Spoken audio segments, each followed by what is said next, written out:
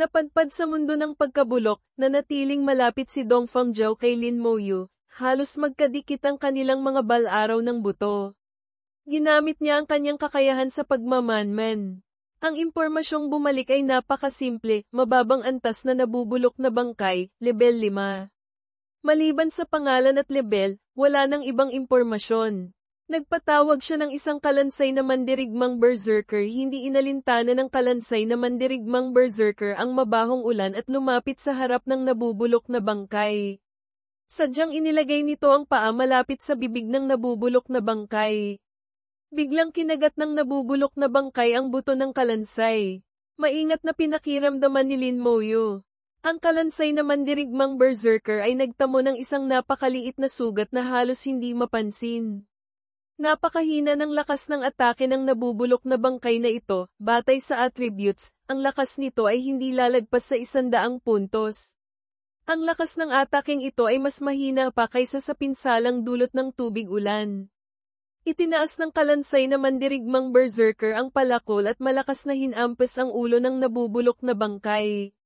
Plak! Nahati ang ulo nito. Walang sariwang dugo, para itong isang piraso ng kahoy na nabiyak. Ngunit ang kakaiba, ang nabubulok na bangkay na nahati ang ulo ay gumagalaw pa rin ang bibig, at sa gitna ng ulan, nagpapakita na naman ito ng senyales ng paglago. Hindi mapatay, naisip ni Lin Moyu. Muling pinagdikit ng kalansay na mandirigmang berserker ang 2 piraso ng bungo. Pagkaraan ng ilang sandali, muling tumubo ang bungo.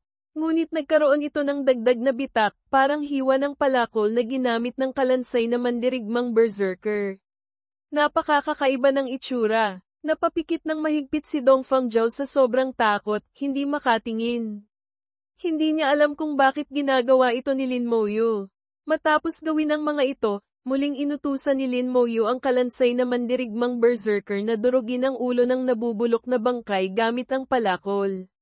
Sa pagkakataong ito, ginamit nito ang likod ng palakol at dinurog ito hanggang maging pinong-pino. Pagkatapos, pinagdikit-dikit muli ang mga piraso. Ang nagpakilabot kay Lin Moyu ay nangyari, sa gitna ng ulan, ang mga pinong piraso na ito ay talagang nagsimulang mabuo muli.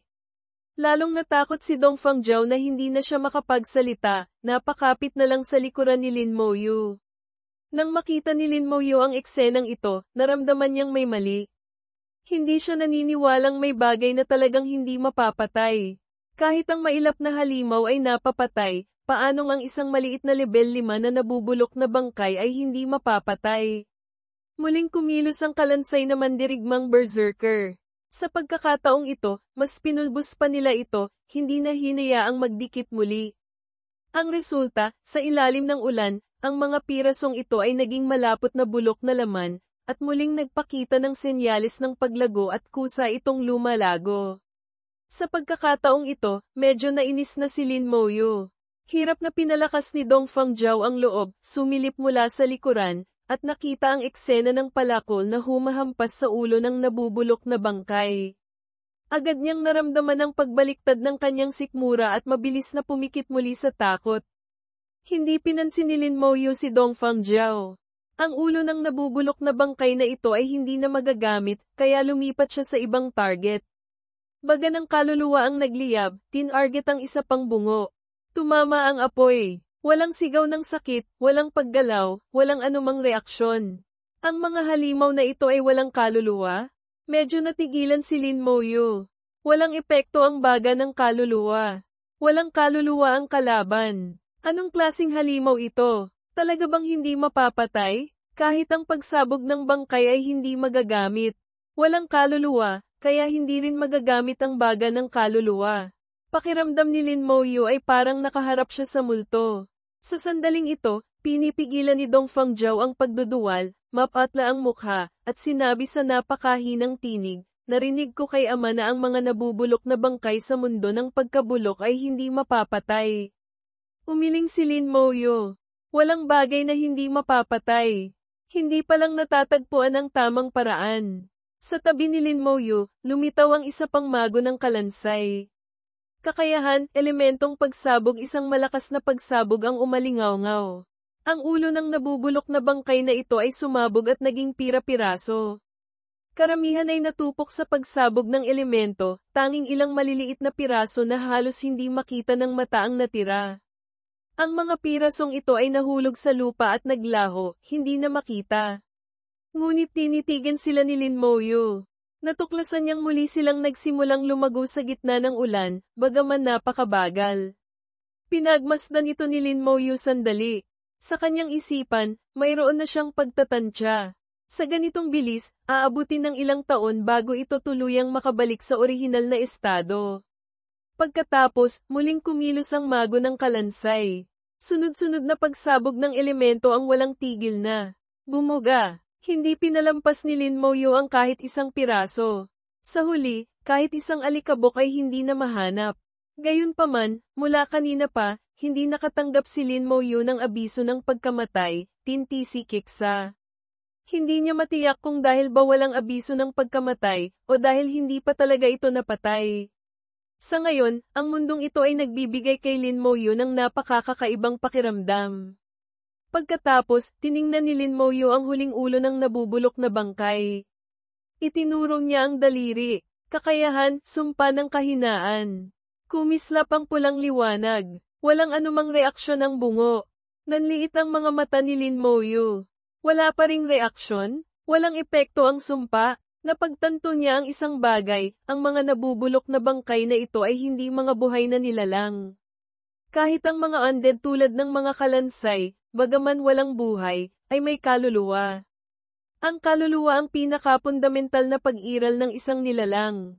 Ngunit ang nabubulok na bangkay sa harap niya ay walang kaluluwa. Sila ay mga tunay na bangkay.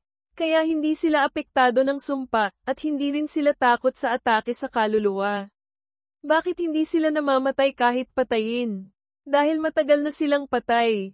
Ngunit bakit, kahit patay na, kaya pa rin nilang kumilos, umatake, at kahit nadodge na ay nakakabawi pa? Hindi ito maintindihan ni Lin Moyu. Tara na, tapos na ang eksperimento. Walang saysay na manatili pa rito. Kung may labasan sa gitna, kailangang mag-isip ng paraan para mahanap ito. Nakahinga ng maluwag si Dong Fangjiao at sumunod ng malapit sa likuran ni Lin Moyu, hindi nangangahas na maywan. Naglakad silang dalawa sa gitna ng ulan. Ang tubig ulan na tumatama sa bal-araw ng buto ay patuloy na gumagawa ng sumasagitsit na tunog. Muling dinagdagan ni Lin Moyu ng isang patong ng bal-araw ng buto ang sarili nila ni Dong Fangjiao. Sa daan, nakasalubong sila ng ilan pang nabubulok na bangkay. Lahat ay walang awang pinasabog ng mago ng kalansay. Napakahina ng mga nabubulok na bangkay, isang elementong pagsabog lang ay sapat na para pasabugin sila. Ang mga kalansay ay patuloy na tumatanggap ng pinsala mula sa pagkatunaw dulot ng mabahong ulan. Hindi sila maaring bawiin ni Lin Moyu, kailangan nilang maghintay hanggang makalabas sa sakop ng ulan bago makapag-isip ng susunod na hakbang. Naglakad sila ng kalahating oras at sa wakas ay nakalabas na sa sakop ng ulan. Agad na binawi ni Lin Moyu ang mga kalansay. Ang mago ng kalansay ay maayos na nakabalik sa espasyo ng pagpapatawag. Ngunit ang kalansay na mandirigmang berserker ay hindi makabalik. Huminto si Lin Moyu, nakaramdam ng kaunting kakaiba. Malinaw na nakalabas na sila sa sakop ng ulan, bakit hindi niya mabawi ang kalansay na mandirigmang berserker? Maingat niyang pinakiramdaman at natuklasan na ang kalansay na mandirigmang berserker ay nasusugatan pa rin. Napakahina ng pinsala, napakaliit na kung hindi niya ito maingat na papansinin ay hindi niya ito mapapansin. Dahil nasusugatan pa rin ito kaya hindi niya mabawi ang kalansay na mandirigmang berserker. Maingat na hinanap ni Lin Moyu at sa wakas ay natagpuan ang pinagmula ng sugat ito ang mismong lugar na nakagat ng ulo ng nabubulok na bangkay kanina. Mayroong isang marka ng ngipin na mas maliit pa sa hibla ng buhok. Ganoon kaliit na sugat, ganoon kain ang atake, ngunit nagtagal ito ng ganito katagal? Mula nang makagat ito hanggang ngayon, ilang oras na ang nakalipas, ngunit naroon pa rin ito. Tumingin si Lin Moyu kay Dong Fangjiao at nagtanong, sinabi mo kanina na hindi dapat makagat ng nabubulok na bangkay, tama? Mas kalmado na si Dong Fangjiao ngayon. Sumagot siya, tama. Sinabi ni Amang Mahal na kung makagat ng nabubulok na bangkay, sa huli ay magiging nabubulok na bangkay rin. Bahagyang nagbago ang ekspresyon ni Dong Fangjiao, sumigaw siya, ibig mong sabihin, ang kalansay mo, nalason ng nabubulok na bangkay. Ito ba ay lason? O ibang bagay? Bahagyang nag-alinlangan si Lin Moyu. Ang general na necromancer ay lumitaw. Isang maningning na puting liwanag ang suminag sa katawan ng kalansay na mandirigmang berserker. Kakayahan, pag-alis. Antas 3 na pag-alis, inaalis ang lahat ng abnormal na estado na di naranas ng miyembro ng Legion. Gamit ang kakayahang pag-alis, mabilis na nawala ang sugat sa buto ng kalansay na mandirigmang berserker. Nakahinga ng maluwag si Lin Moyu. Bagaman kakaiba ang mundong ito, sa huli, hindi naman ito ganap na walang lunas. Kahit papaano, magagamot ang sugat na ito. Sinubukan niyang bawiin ang kalansay na mandirigmang berserker, at naging maayos ito. Mukhang okay na nga, nanlaki ang mga mata ni Dong Fangjiao. Nagamot mo ang laso ng nabubulok na bangkay? Umiling si Lin Moyu. Hindi ako ang gumamot, kundi ang summon ko. Nag-aalalang nagtanong si Dong Fangjiao, kung gayon, kaya bang gamutin ng summon mo ang laso ng nabubulok na bangkay sa ibang tao? Hindi pwede. Ang kakayahan ng summon ko ay epektibo lamang sa mga summon ko. Ang sagot ni Lin Moyu ay nagdulot ng pagkadismaya sa mukha ni Dong Fangjiao. Bahagya siyang bumantong hininga, ang munting pag-asa na sumibol ay agad ding namatay. Muling naglakad si Lin Moyu. Agad na sumunod si Dong Fangjiao at mahinang nagtanong, Lin Moyu, kung sakaling dumating ang araw na magkaroon ka ng kakayahang gamutin ang laso ng nabubulok na bangkay, maaari mo ba akong tulungang iligtas ang isang tao? Tumango si Lin Moyu. Basta't hindi ito makakaapekto sa akin. Isang ngiti ang sumilay sa mukha ni Dong Fangjiao. Salamat. Nagpatuloy sa pagtatanong si Lin Moyu, ngayon, naisip mo na ba? Bakit tayo napunta rito? Kung ang pamilyang Dongfang ay nagbabantay na sa mundo ng pagkabulok sa loob ng maraming henerasyon, ang pagdating nila rito ay tiyak na may dahilan. Tiyak na may malapit itong kaugnayan sa pamilyang Dongfang. Napakatalino ni Dong Fangjiao. Kapag kumalma siya, tiyak na mahuhulaan niya ito. Tulad ng inaasahan, nahulaan ni Dong Fangjiao. Kung hindi ako nagkakamali, malamang ay ang pangatlong tiyo ko ang gumalaw sa pormasayo ng teleportasyon. Tiningnan siya ni Lin Moyu, senadoryas na magpatuloy siya. Ang pangatlong tiyo ko, si Dong Fangthak, ay ang ama ni Dong Fangshu. Siya ay isang propesyonal na nasa tuktok, level 81. Napakalakas niya, at hindi mababa ang kanyang posisyon sa aming pamilyang Dongfang. Malaki ang kanyang kapangyarihan. Bukod dito, nakapunta na siya dati sa mundo ng pagkabulok at alam niya ang lokasyon nito. Nang marinig ito ni Dong Fangjiao, mukhang tama nga. Ngumisi si Lin Moyu.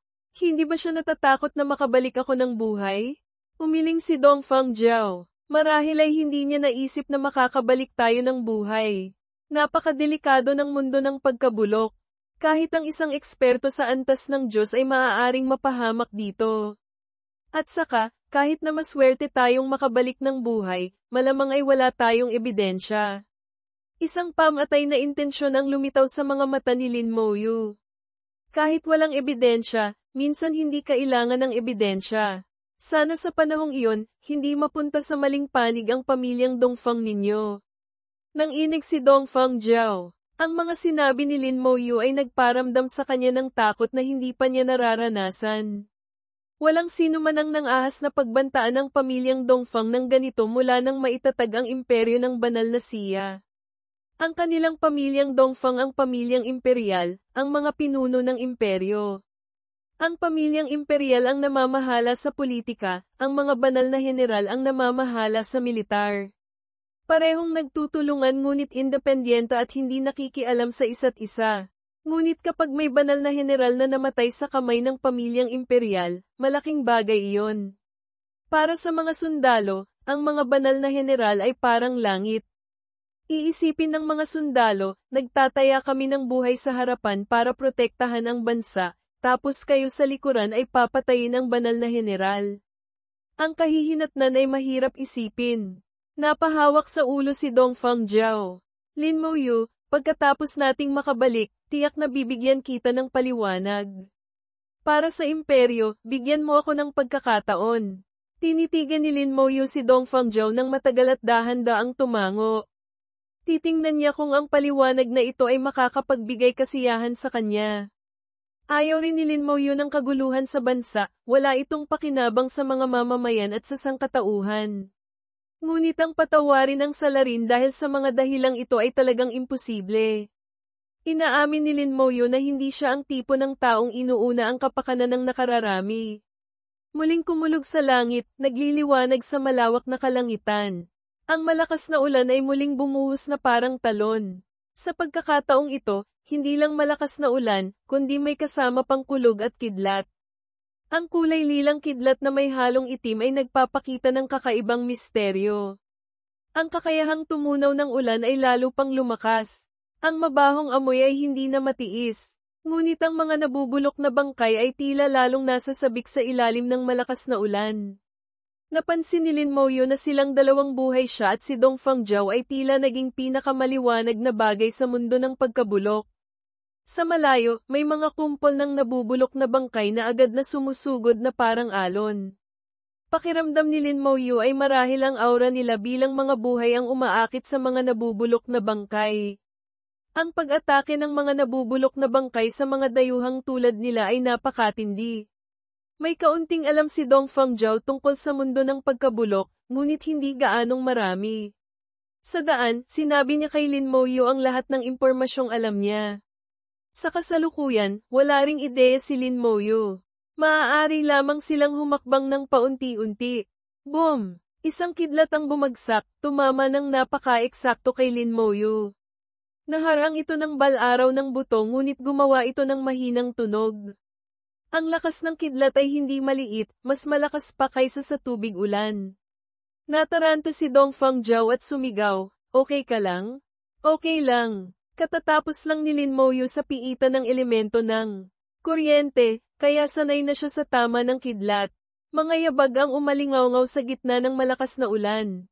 Isang alon ng nabubulok na bangkay ang sumusugod sa kanila.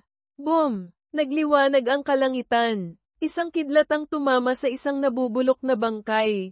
Ang bangkay ay sumabog at nagkapira-piraso. Bahagyang natigilan si Lin Moyu. Bakit pati nabubulok na bangkay ay tinatamaan ng kidlat? Mukhang ang pagtama sa kanya ng kidlat kanina ay dahil lang sa swerte.